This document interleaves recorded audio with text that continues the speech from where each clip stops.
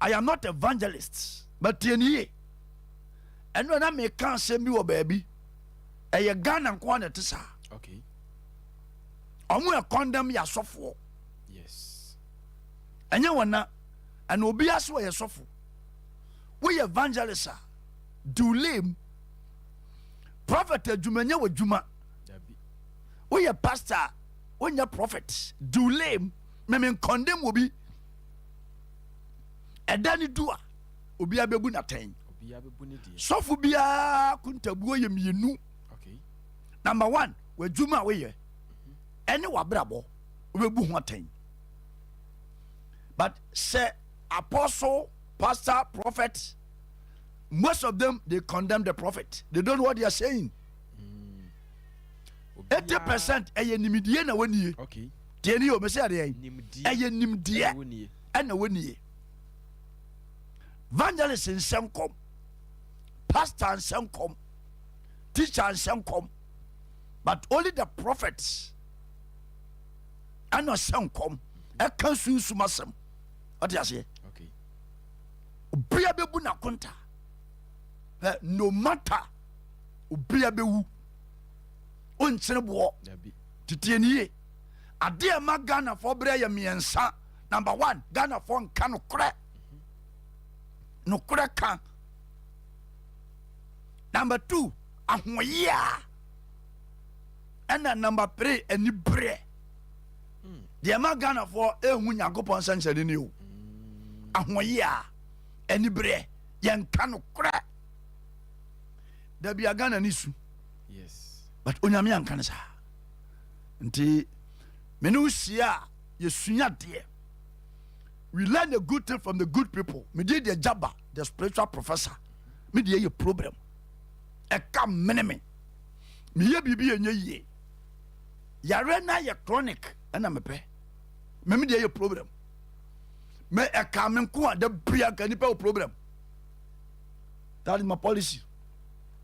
The so and come on, you be the engineer. Okay. Or say the purpose of our God in our life making. Yeah. The purpose of our God in our life making. Yeah. But taya, you Adia be away be and also unyabotay. Okay. But taya unyankrupon adini pa ba asase so. We must knowing the purpose. Or so who but taya oba asase we so. And they to structure. Yato foundation awie. And the edge be see. Okay. And or say everything there's a purpose. Okay.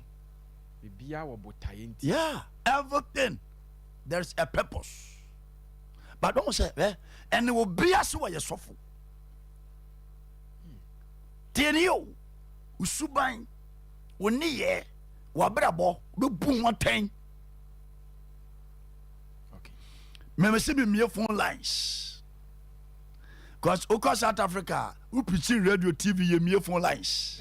Ghana and Kwana there. What I said was the purpose of our God creating mankind is to produce. Okay. The entire Unyankopon bo nipa. Say yema swaba. Simple. Ayabu taye mienu. Number 1, yema swaba. Number 2, yema somno. Okay. Asa. But on the sum ye. On a day. On a sum ye. But any yen sum Okay. But on a sum ye. The babe but taya Unyakopon the board dasini. It was as we so. Okay. You we are when you may be. My Bible nkasa. Media your problem. Tienio, Obia or not dom. Memen condemn will be. We are pastor. We are apostle. We evangelists, we a teacher. Just sit down and ask yourself. Senti Yesu ba me kobiana. Di kabisa ohwansa. So oba me kobi. Hwe ba bia wonam. Hwe ogina bia. Ahwe otena bia. Odi ase. Me se yere. Hwe ogina bia. Hwe otena bia. Ahwe ba bia wonam. Now just ask yourself.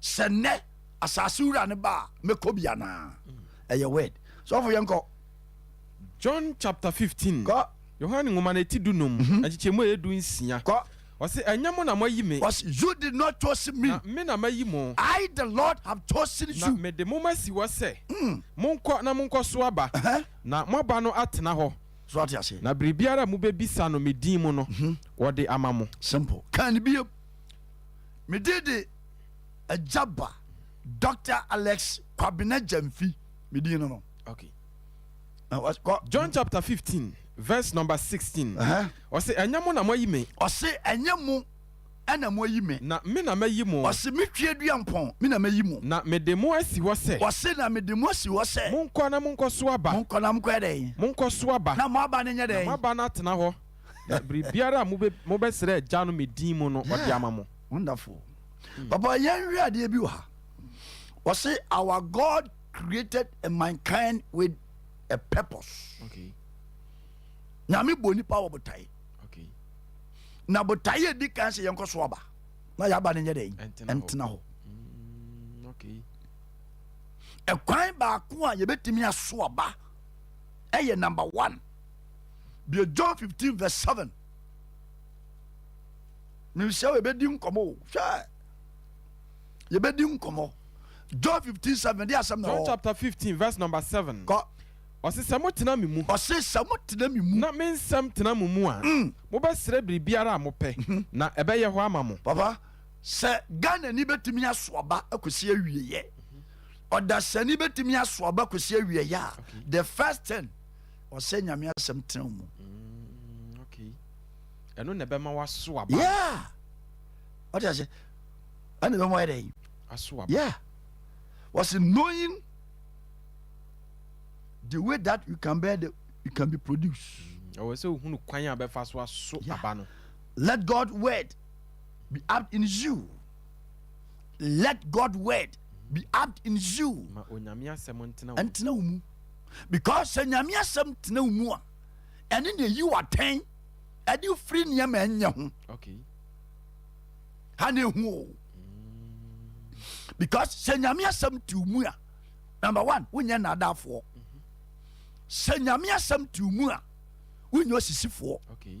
Se nyame asem ti wo mu a wonya kwaseabufo.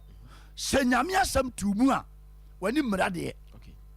Se nyame asem ti wo mu a wonya basabasa. What do you say?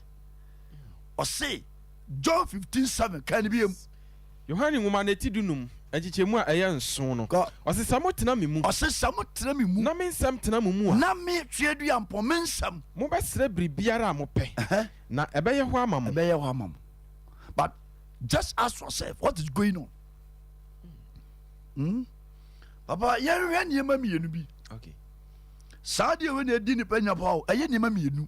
Number 1 asode ene moto. Okay. Asode ene moto. Ene moto. Sa niema mi disobedient and procrastination. Emani pesu. Yeah. Asode Adam of asode. Okay. Disobedient. Oye ne bai. Animu yase bai. What you say? Okay. Procrastination emani package moto. Moto. Me yen mayo. Edimanya anyo nenam. Because everything there's a purpose. Okay. But knowing the purpose, I know me be sister, a DNT na worry ye. Upa be so be sister, DNT na person worry. Onya botai bi amount. Because obi a or worry bi. A DNT na we adwuma. Okay. A DNT na be say me tu kwan. Oh. Ade bi a we bi papa, ade hia pa the purpose. Momo number na gusto no support the program. You are going to encounter your blessing. The purpose. That's it. Onyankopon botaya wadi bo nipa say ye be soaba. Okay. Ya ba ne nyede Entena ho. Entena ho. Unti bia se bisham ne enko. Oh, person bisa se. Se maba wiase se onyankopon abome aba wiase. Mabra bon entimi nso aba. Eno de na we se meye ansa na mabra bon. Number 1, receive Jesus Christ as your personal savior. Je Christo di. Okay. Uji Christo di wia manensem entena umu because anensem tena umu a and be born again. Okay. Papa eni maybe say oba Ghana ha Christian country. Anti-Christian country Christopher na doso but yanso na Yesu say Ghana ye din. Enti me person ebi na esu die. Okay. Me no sia ade a mem pese matibi. Sa niam nkoyi. Okay. Eye wo na ope. Oh yeah. Papa said to you, most of people go to church. Dear, where be you can go to church to become a poverty. You can be a pastor to become a poverty. And you know, okay. Because God need be principles. Obi the mountains 40 days. Or bompire. Or jedi. Or jiadum. Or jedi. Yesu Christo Nazareth ni ba no or mountains ba ko pe. What do I say? Ghana bebre aye laziness. Akwadro. Maka. Men condemn prayer by yam pardon of mountains. What do I say? Bible sin nimdia me manya dey. Eni enti. Ot obi the mountains 1 year. Oni nimdia. We are to sabi. Me did the jabba, the spiritual professor. Bribia we bian, we the purpose. On your 70 years, ya, Kobana mi baye, or wasting the time. Me yon could be last year. I am ya papa. Okocha mountains 40 days. Oba ya no be share them. Let's check when we with them. 45 years. We are suffer. Okay. Ayenimidie na ni penny. This is a time. O see teaching nipa. Fansaya juma. Yes. Abrochire so for bia ya juma. Abrochire. Only Ghana nko maka. Ghana dia. Ayenimidie wo form. Knowing the truth shall set you free. About yen ready we. Already Nyankopon kan sembi wa. Was looking this. God said, I bless you. But still, people are crying. Ewurade Nyankopon kan se masira mo. Nanso nipa gusu e want to twede. Why? A dientra.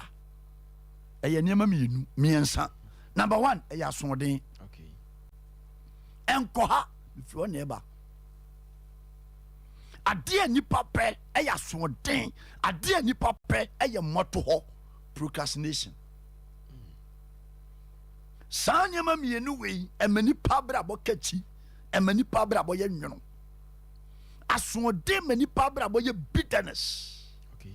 And procrastination emani pa bra bo kachi moto ho no mani pa bra bo kachi and asode emani pa bra bo ye nwono bitterness.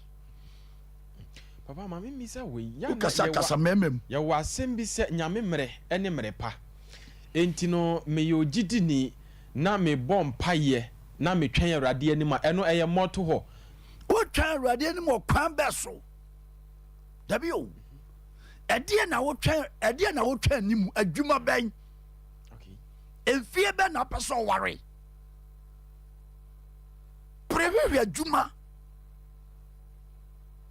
Mika my baako ko Italy oba last year oba na so nko biem o see radio so nya information so much fish ene enwa ene ne manema yen okowa week program ni bi ene kowe ene wa make yen fish was akowe se me time we Italy 10 solid years oba within 1 year no on se ne kowe memenya politics you Bible si nimdeɛ me ma nie nti ɔyera ɛnɛ na mesua Solomon ɛho asɛm bi.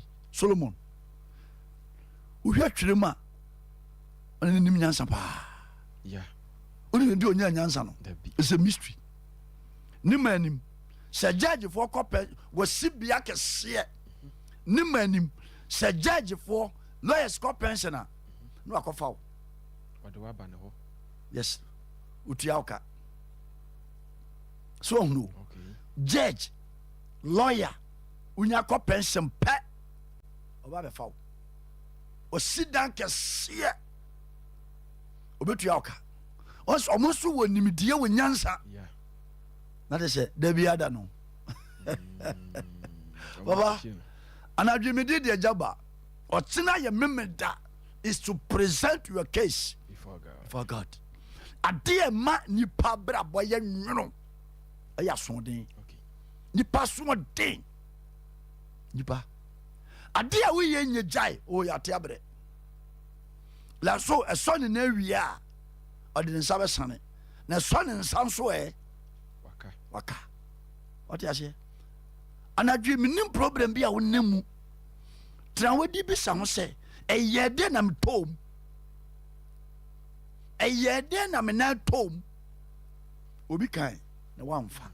Asoden amani pabrabo ɛyɛ nwono. Procrastination. Moto. Amani pabrabo ɛyɛ den. Ɛkachi. Na saade mienu we ɔsɛ wo hwɛ. Na ti bia maka looking this God said. Papa yen hwe asem we awurade nyankopon ka asem bi awɔ twerɛsɛm. Okay. Yeah. Ba yen hwe sa asem no na yeni ho komo kakra. Be the book of Genesis. Yeni komo kakra.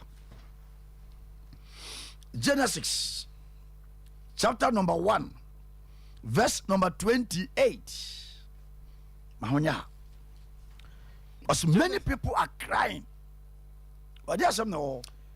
Mose nwuma edi kan eti baako chichemu ya aduonu enwotwe no. Ose na onyankopon hyira won. Ose na onyankopon ye den. E hyira won. Mawie ento aso bi. Okay. Hwani o. Ose na urade nyankopon hyira won. O hyira nipa. Na eye den na fe ye won twetwede. Eye den na yesoma na ye ka. Eno na wo say eye hwehwemu. Baba adia ma ko mitu asofofo mitu ahemfofo mitu ahemafo ya hwehwemu. Okay. But omonso a eye chinyigye anji bribi ni eye asofo enso obe preachi enso wonji bribi ni ene obe preachi eden me ka asofo bi a osi bibia ni ho obibia ni ho obibia ni ho opo wi enso na oye deliverance. Yeah. That because dem say papa unim de o form. Ose bibia ni ho. Enso opon wia. No ye deliverance. Na deliverance. Opon wia no ye cancel. Because dem say papa unim de o form. No hwe manim. O ye cancel agede. What preacher wie o wie? Kofi. What are you canceling? Because Bible said you was no. Wontie. Wo si bibia ni ho. Na eye de na preach wie ya wo sa ye cancel. Ana wo ye deliverance. Papa, yo. Asofo ni bebre abon ye nsua de. What Ghana onya twi Bible kenka pasem ye sofo. Do the Bible ba ye pehwehwemu. No wo a afa na wusua, o si me pehwehwemu. Because me evangelist. Obon homra ne, me apostle. Me pastor, wagigi adem. Tenasna ye hwehwemu. Wabra boni kosen. Usi mu fie seni. Eye de na unu ye. Do baby just sit down and ask yourself why. Papa. Was many people are crying. But just ask yourself why. And ne be a sorry. And so you fia so dem wi a na yesu. Ye kwa so de koye den. Ade ba ko ema Muslim fo sra Christopher no. Okay. Edu memene da okosia dem.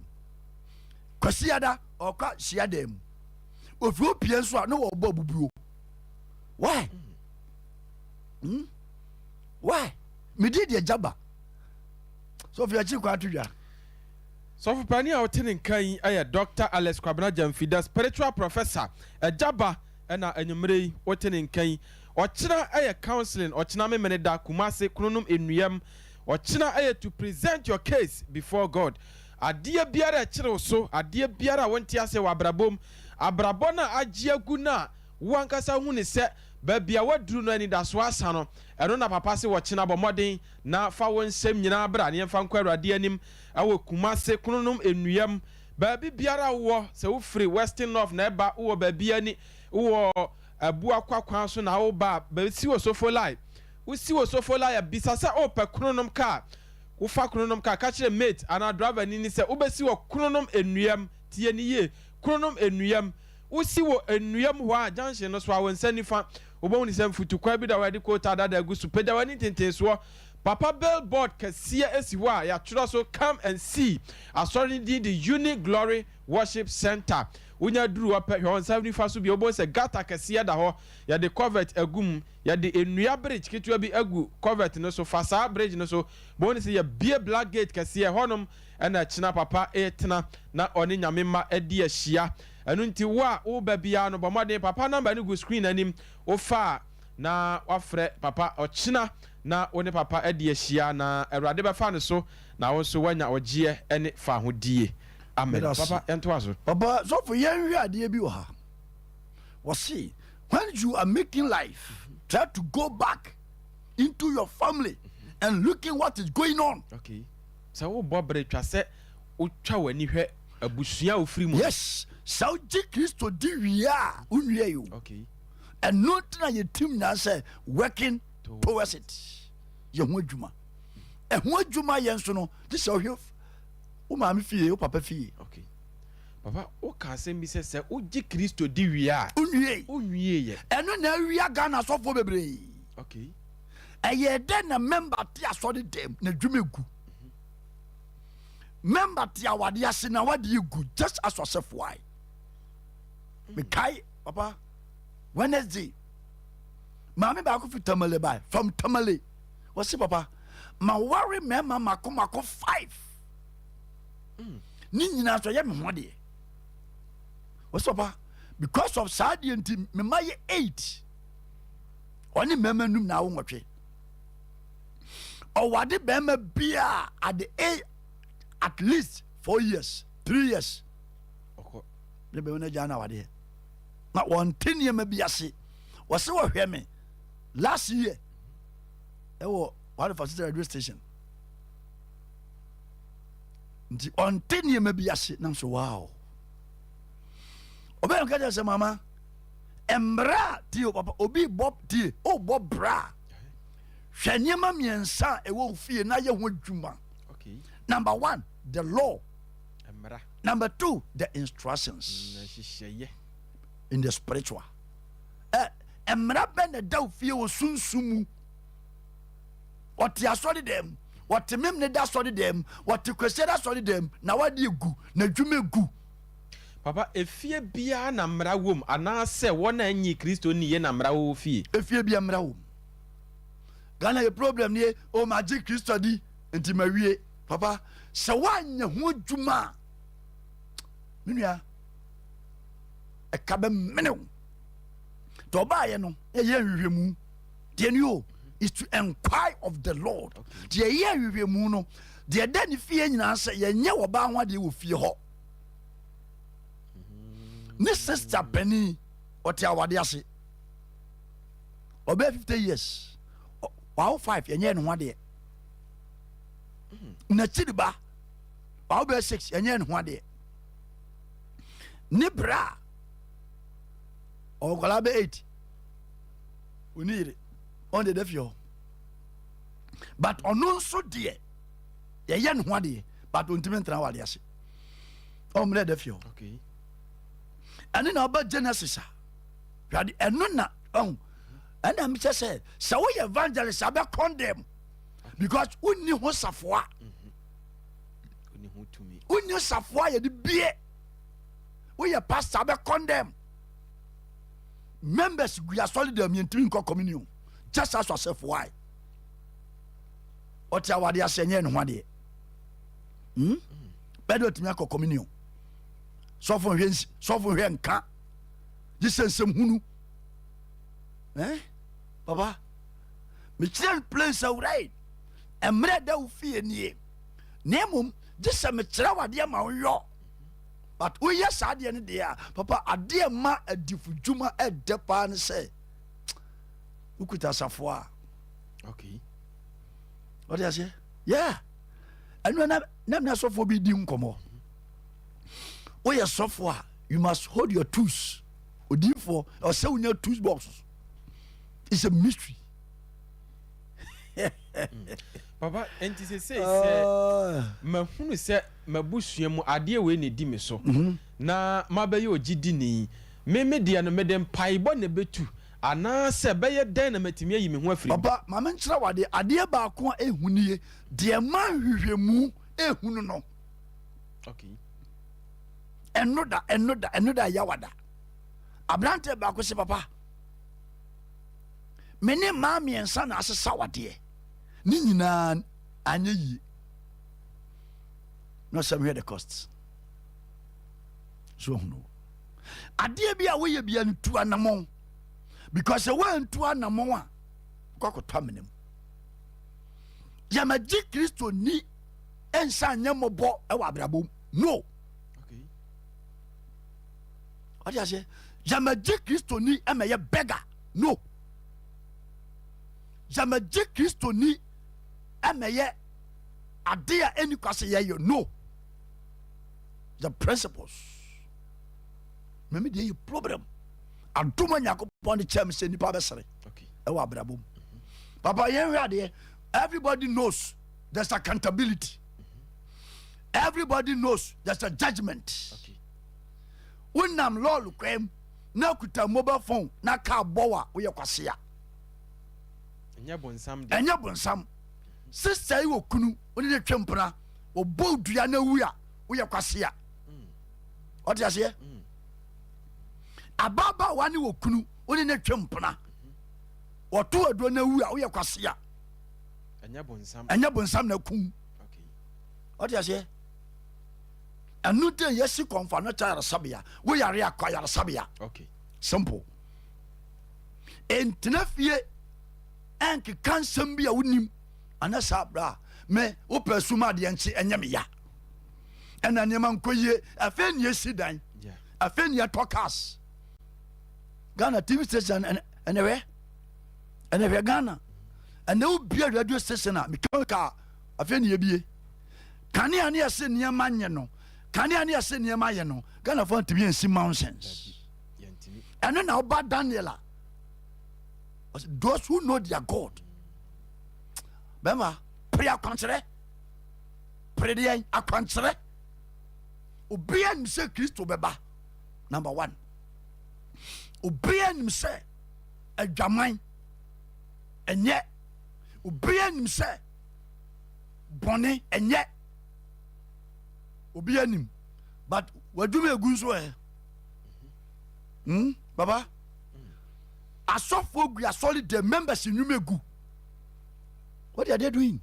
And now, papa, the way a Christopher si kwabo so asofo madwuma say me trust challenge magana asofo mu tie me madwuma say papa be Matthew chapter 10 ya wi asem bi ho me dey problem we say we asofo na nyame na afrew e dey no re seven sa Matthew chapter 10 was saying Matthew ngoma no etidu ajichemu a eye baako no o se na ofre na suafo dumienu no Bible say na bra Messiah wo frɛ suafo dumienu no na oma won ahomoni so tumi se wontu won na wonsane wontu won na wonsa won nyarewa wontu won onya dey wonsa won ma won nyarewa ene won mmereyɔ so what you say but na yegua solfie baye ahohompone aseni pama je gu asɔre fie yɛda na yarefoɔ ɔsɛ kare sɛ everything there's a purpose. Woyɛ sɔfoɔ tie mi ha pere tumi ɔse na Kristo frɛ asuafoɔ dumienu no ɔma wɔn ahoɔfen so tumi sɛ wɔntu wɔn wɔnsa wɔnyarewa ɛne wɔ mmerɛ yɔ ɔde aseɛ mɛmi deɛ yɛ problem papa mi so mi nye yie papa ka mene me papa mi tɔn ayɛ ntɔ papa bɛrima ne ba no kɔ papa yade mi kae da no Tuesday yɛde maame baako bae wɔse ayaresabea wɔ Ghana deɛ okuta university bɛsɛ akɔ bi asi ɔda nadwo bi a ɔdwonso kuraba mmienu saa na de akye ɔmmienu ba Tuesday ɔmo tie me tieni o maame so kɔ asɔre ɔda nadwo bi ɔdwonso kuraba mmienu ayɛ nsa bɛ 6 months wayɛ hata ɔmo ba gye Tuesday Wednesday adɔpa ne ba ne fam sɛ ei papa yɛ maame da ɔdwonso mmienu pɛ obi ɔdwonso kuraba mmienu no enu a wɔwiase nyina wayɔ but enuo ne anuma afei kura mbɔ na awoka mekyerɛ nadeɛ kɛkɛ me prove kyerɛ sɛ God has given him the power and authority. Woyɛ sɔfo na nua sɛ ɔkenkan Bible kwade akɔpɛ sika mi nafa dɔ. You need the power to heal. You need the power to cast. Simple. Also as of the life. Yeah. And as of the Ghana life. Pray to me. Pray to me. Yes. Papa, when you hear radio, ninti yam fa number no entuja. Ajaba me number ni. Fa numbers no. Momo number ni 0548 0548 86 47 01 0548 86 47 01. Support the program. Me power from me. Adansi a eba no. Owura bi frɛ me tamale. Me ka kyɛn mane kwan wa. Ose papa me tom paboa. Otimi ko jo mandate for the tom paboa bako.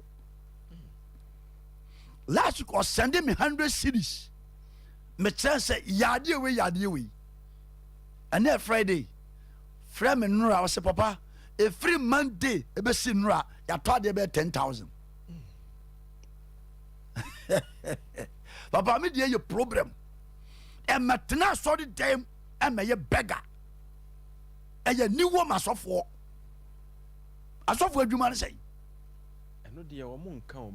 Da bi o tie asofo adwuma ne sey. Wo se na Yesu frɛ na suafo dumienu no ɔma wɔn de ai. Mahomoni so tumi. What you say? Obia nim sɛ atam wo hɔ. Number 1 ɛyɛ fapem. Tieni o. Obia nim sɛ obewu. But atam wo hɔ. Yes. But ɔte adwuma na adwuma ne gu. Na wade ne gu. Wɔso da ya no odidi. Wɔso da ya no obi ne nada. Ɛbɛyɛ den na bra bɔ pagya. Asofo mu so de o. The way yɛsese yɛ nipa kwa bosom hɔ no. Bra. Me say na ne kɔyɛ baabi. Konfo bi yɛ nananim na ɛkɔ. Na kɔwɛ cruises. Nipa gu hɔ. Miyam se me. Asofo ne yɛ dɛn wɔ Ghana ha. Ɛyɛ dede na asofo ne yɔ. What are they doing? Asofo. What are they doing? Ɛyɛ didie. Ana ɛyɛ na.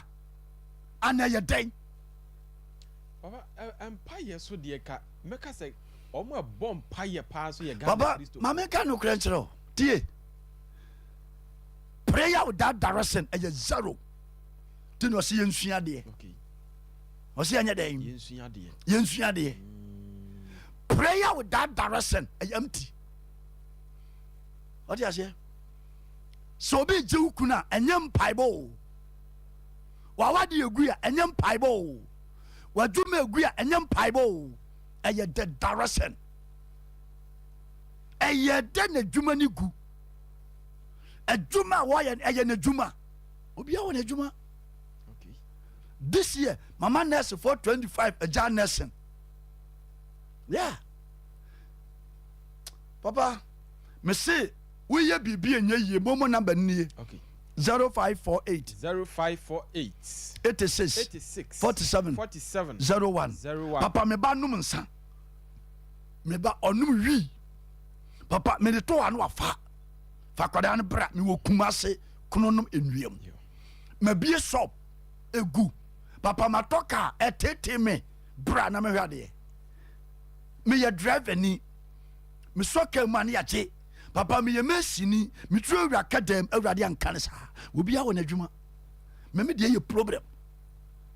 Papa na me can say the law and instructions. Okay. Ade many on anamon bia wutu bia just enquire. Bisemu ansa. Because awurade nyakopo se wo hyira ye. Papa, ade ba kwa ehunie.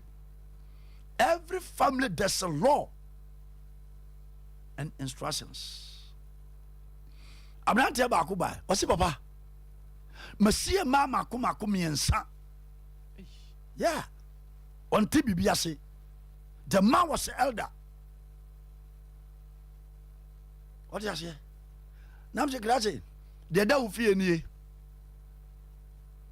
Ufie ubra pani osie ma 4.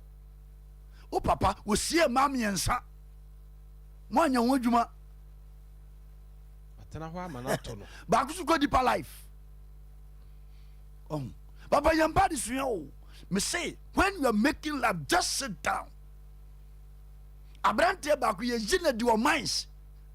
O se papa me ntiase. Oba wiwe mu. O wale ye mfie mienu nie. Oba no wade no. Oba ne fie ye nware obi adan. O ye dwuma kese. Emre da oba ne fie no. And so because Pentecost, because CSC, because DA, my J Christo di, ayeden ye na die. Wanya wodwuma. Papa, just sit down and ask yourself. Be a 1 Samuel 17:29. Me did the jabba, the spiritual professor. Otina no pa, me tenasi. Otina anopa. Counseling is to present your case before God. Papa, me who me wano. Papa, e kam me. Sister, me sister kam me wa. Unya me som ejija. Wa wadi eguya, unya me som ejija. What do you say? Okay. Yeah, and I started quite a function. Because some people now in the name of Jesus, believe Jesus, or can the nearsi, Brofon Walker, will see from the country. A dear back when we drag Ghana so for Ebinu. Okokuta maki ma Brofon Walker. When you have puppet or the Anuba country, a draft for the boss of the country, a jar for the ball. Yes. When him the form. Preaching no better teaching or cannibal. Sister, ne pentem, Papa, a dear back up and Jim me that for no. Se me dani kwaso be fie numre ba kwasiara fo no or call first service non kono wapon o kodwom Monday to Friday be 100 million e bi na ho on tinyam soma se dey as David guy odi for Samuel nwoma edi kan eti do nson tichemu ya duonu enkono no o se na David say say na maye den anya bibintia because anya bibintia anka baba wanya 40 years onikun oniba sanya bibintia otimia sase kama but store na gu awura ba akubi otonso traffic him no na miyem sese me misema na den pastor na gu obi a wabie saloon okutankwala mako 8 okọ Church of Christ wase waso daye no bi ahwie nsuo agu saloon eno ano no agu because wanya wadwuma obi ani kuna bie saloon the classic one amano ene onam traffic ton nsuo menka se nsuo ton ye bone o okay what you say but wanya wadwuma David is na maye den enya asembinti because enya asembinti a na nkababa watimi aware bem hwade o bem free if I say achimodan akra ne wɔfa asɛ ne papa onuanom aba bɛsene akɔtamale kɔyɛ ɔba ho deɛ ɛde VIP wɔn wadeɛ yɛ 2 years awadeɛ no agu asonye biribi nti a ɔte asɔre dɛm ɛbɔ tons te asɔre dɛm etua tight papa me mɛka no kora kyerɛ wo da bia mɛka me say everybody need a prophet friend woyɛ sɔfo na pɛ sɛ ɔkɔ nkan ɛwɔ nyame dwuma mu a pɛdi fa adamfo fa mawie you can go to church to become a poor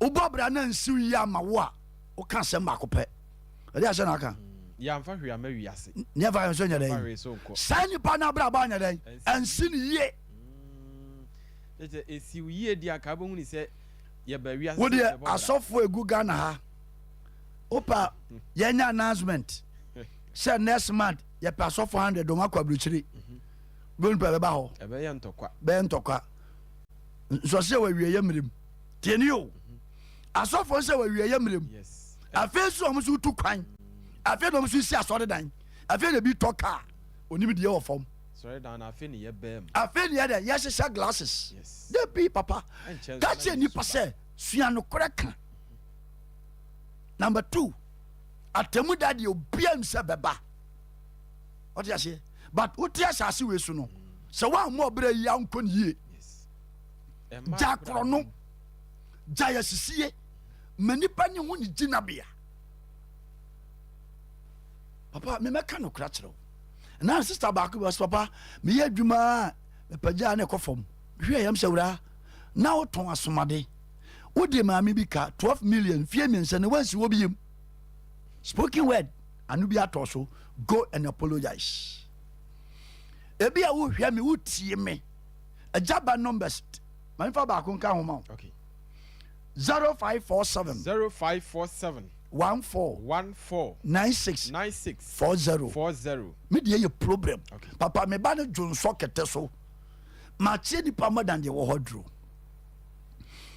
mewie a mɛkyerɛ mɛma duro prostate woyɛ bɛrima obɛrima nyinaa kɔ off ɔkyena nɔpa bra bɛpagya bucket yeah what you say ɛyɛ adom na nyame de akyɛ me I believe his word mede me ho ato ne so mede yɛ problem anwummerɛ menim adwuma bi a woyɔ but just ask yourself bia baabi ne ani kɔn hɔ bia Judges chapter 12:13 or 13:12 Manoa that is Samson father ɔka asɛm bi wɔ hɔ papa adeɛ me nipa sere baako ɛyɛ adwuma adeɛ me nipa sum baako ɛyɛ adwuma adeɛ me nipa se baako ɛyɛ awadeɛ meyɛ aberanteɛ bɛrima bɛ na ɔba bɛ na mware na ɛbɛboa ne nyinaa ne ka brabɔ ho but yɛnim sɔfo wopa yɛnya announcement sɛ mmerɛ bi aba Ghana sɔfoɔ nyinaa mɛhyia sports stadium wo a wɔyere tete wo no wotumi gyaa na wade kɔfa foforɔ bɛ ne bɛsi Ghana ha baabi ayɛ mistake asɔfoɔ no mena meka kyerɛ wo ɛde ahyɛ ne hɔ atamufoɔ nwoma ti dumiɛnsa kyekyɛmu a ɛyɛ dumienu no ɔse na Manoa ka sɛ wɔse na Manoa ka sɛ afei wo nsɛm no ba mu a ɛdeɛ ne abɔfra no ahyɛdeɛ tiɛne yo you must know the rule of the children life na ɔnyɔ ɛdeɛ ne ɔnyɔ work ɔte aseɛ ɛyɛ ɛnɛ ne agya sɛdeɛ bia no sɛ wɔba ɛhunu adwuma a wɔyɔ yeah wowɔ akwadaa ba wiase ɛbisa nyɛ bɔne mɛsɛ tie asɔfoɔ no amoa Ghanafoɔ da bia meka asɔfoɔ bebree amoa Ghanafoɔ because sɔfo ne evangelist ɛnkɔ baabiaa yɛmmɔ mpayɛ biribiaa so wɔ ɛberɛ a wahyɛeɛ dɛ ama no ɛwɔ sɛ wokɔbisa sɛ meba no adwuma no sɛn meba no n'adwuma no sɛn ɛnɛ obiaa sɛ mekɔyɛ nurse mekɔyɛ police mekɔdi soja mekɔ immigration na amanfoɔ so na mogye amanfoɔ sika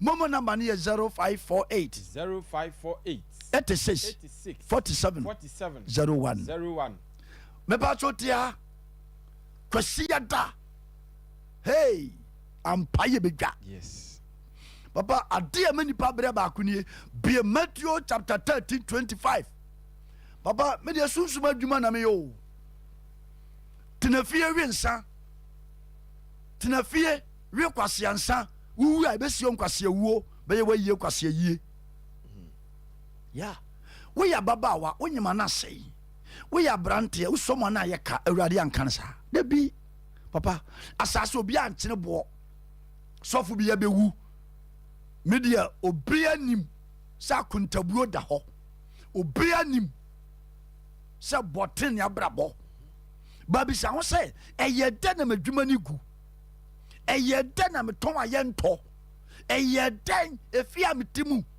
anadwuma ne ya madwuma so for that no Matthew ngoma na etidum yensa chichemu a eya aduonu enum o se na nipa daaye no Bible say ebra onipa daaye no tamfo ba begu wirabone awionim eye eno na yese kwasiada okay eya kwankyere yeah baba miminsuro memfere because the onyame dia dom ne se nipa be sere our life yeah ubana sofo bi dia dance wo yembe sew maame baako oyodifo ba obrekum obie mpaibo eda nipa ba pa ye 14 me mane sa hwa nwia ni bi bai na me sewura faade me kofra fa pete aso dem ho ne hwade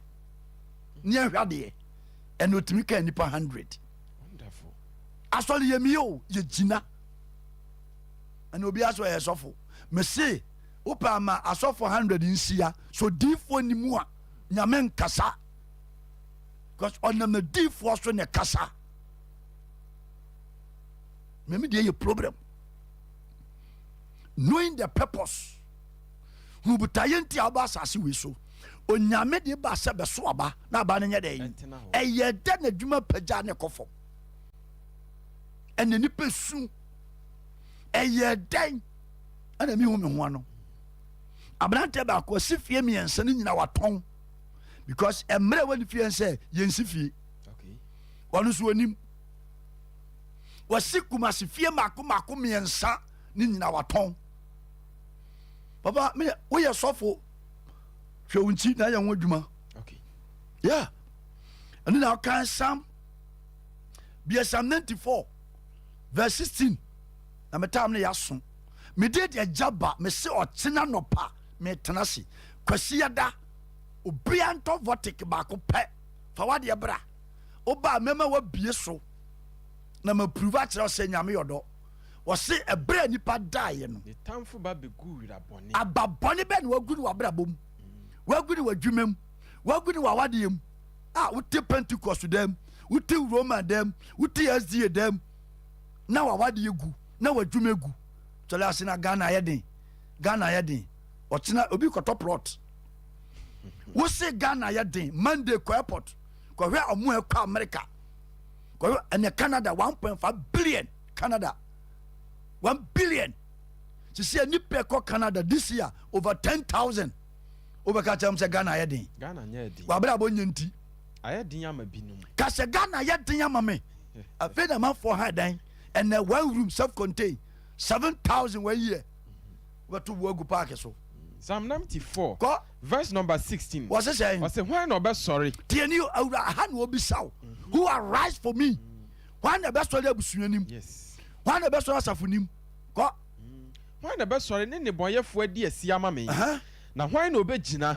ene amumuyefo adi asi ama me ati asemawie aya asembisa entenafie entobu ongu park ne so me say ochina anopa eye counseling Sunday eye direction yes yade na ye chronic yade na aye kunanko papa tu anamo na mu pichi ye die nko a ba mai wo se Ghana yeden wo ka se Ghana yeden so wabra bonye maka wabra bonye Ghana be ye den ma wo ka sa ye den ma me ko sa fe ni esi dan aka mi pichi de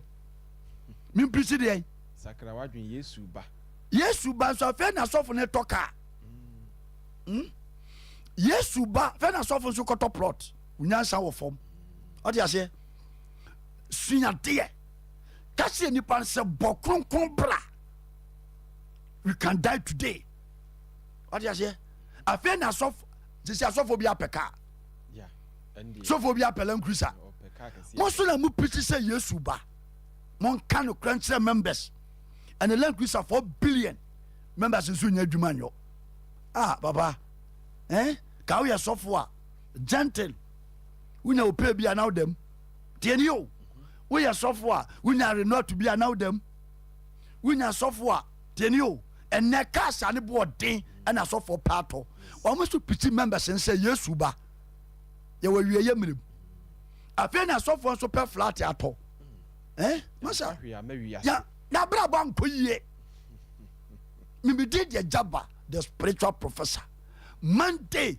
a counseling my office Tuesday a counseling Wednesday a counseling yawada a mpaibo yes run for your life papa do baby fold your arms na be sound say na maye den obi atena Pentecost 10 years oba abrewa watena CSM 10 years oba abrewa so office nko ba bia so na wari o una atuko fini ama no na otwidu a una ahwe no odi ase Ghana nko na we so fa unya dwuma tukwa kwa be chekwa ba de 12 countries abroche so bia ya dwuma oli Ghana maka otena no pa papa me bibi enye yi papa eka meneme papa me be mewu papa me yisu wo jam empachaw papa me krusi wo jam empachaw cause me kuta safoa ebi so na waye bone tie ade ya bone na waye consider bibi nsikwa master ade bibi nsikwa ebi a waye bribi ade bibi na wayo ade bibi na wonim dia so ye ne kukuam me time now I come just 2 minutes a jabba private number ni mankasa frɛ okay 0207 666 2 66 mami mom pa yengu nsuo no so okay me de esia me pagya me de osoro me tani nsuo with the blood of Jesus and tine dem no e ka ho a papa so obi yare chronic obi yare fibroid obi yare HIV obi yare diabetic yade e we mogya bentirimu wonum nsuo anadwo yi a mana yaresa wadum nti amen nombi ebi woro ho hey mankasa frɛ take time ajaba private number ni 0207 666 266 what be school egu what be church we are so for what be church ye mie ye gina ayenimidie na woni church ye mie ye gina store ye mie ye gina me die ye problem febi to momon so me wi afre me papa me support program matumi egu na me nkyere wade papa mabra ba ye nwuno na me hwe the cost papa me wade ne agya me obi atimi a wade nye ne ho ade awurade anka ne saa me prove a kyerɛw this year a man member akwanchema about 72 omo awade o ewo omo nsolim go me ba me kyerɛ wade me time na som dasene ye bi sansia ochina eye counseling kwasiada eye akwankyerɛ o ba kuta votic baako bottle water fabra na mfa nya de ma wo na me prove nkyerɛ sɛ adom nyankopɔn ene de ma ɛha ɛna me be sie momo number ni ye 0548 86 47 01 0547 14 96 40 papa me die ye problem e kam me no wo toma ye nto wo ba nom nsa wo ba twa ade a minimi yo obi abodam ko mi timi nyene nto ho okay menye danfo ngu ho wani afra ma ho wo pesika wo bi ho bra na ran fam so mo wo du sika dwane o te ase nko ade abra ba connection man de amema okay de betima ka kire wa no mebre ayebe du ba kon abo nyame adoma dasene ye be sansia problem bi e da o kina no pa 7 o'clock matena se papa e ka meneme papa meyɛ biribi ɛnyɛ yie papa mehu deɛ menyɔ papa bra ne bɛyɛ hwehwɛ mu. You see what God can do. Sɔfo deɛ hia yɛ power pere tumi na onyame ne onyam na di frɛm sɛ si ani nkɔmmɔ. God bless you, God bless you, God bless you, God bless you.